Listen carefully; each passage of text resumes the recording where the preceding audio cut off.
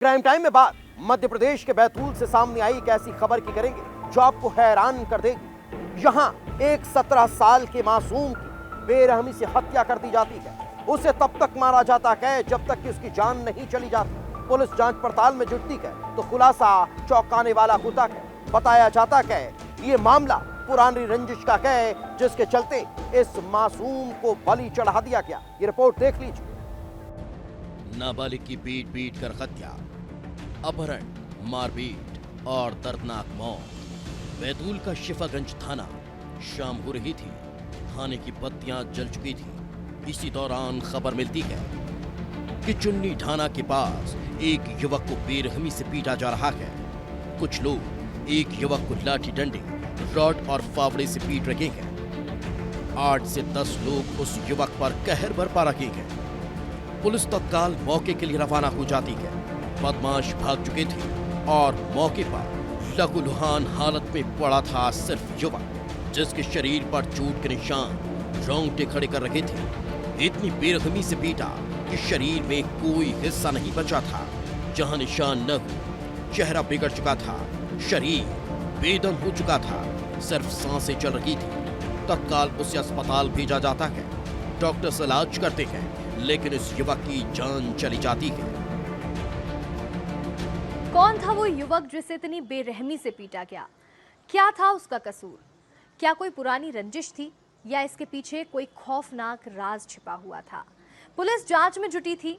युवक के मरने से पहले बयान लिए जा चुके थे, लेकिन जो कहानी सामने आई वो डरा देने वाली। जब युवक को अस्पताल लाया गया था और उसकी सांसें चल रही थी और मरने से पहले वो उसके साथ हुई पूरी हैवानियत को बयां कर चुका था। युवक खुद का नाम विवेक मरकाम बताता है और बताता है कि अन्नू ठाकुर नाम के युवक ने अपने साथियों के साथ मिलकर उसके साथ मारपीट की है। विवेक के मुताबिक वो सागौन बाबा दरबार में पूजा कर रहा था, भक्ति भाव में लीन था। इसी दौरान अन्नू ठाकुर अपने 8 से 10 साथियों के साथ आदमकता है।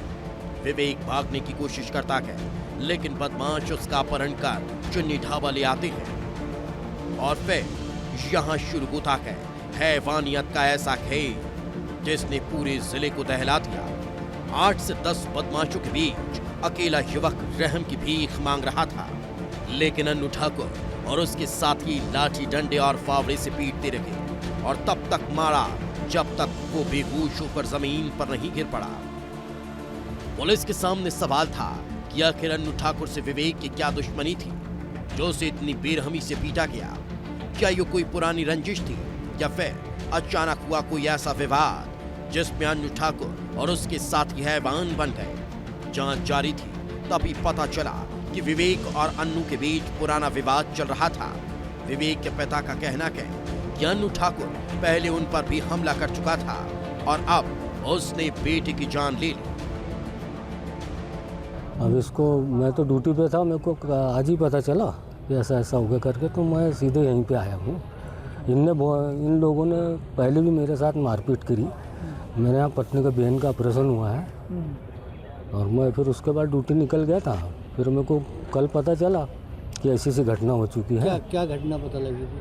कि मेरे यहाँ बालक को ऐसा ऐसा मारा करके, और फिर सवेरे फोन आया डिपार्टमेंटली वहाँ से कि तुम्हारे यहाँ बालक जाते रह गए।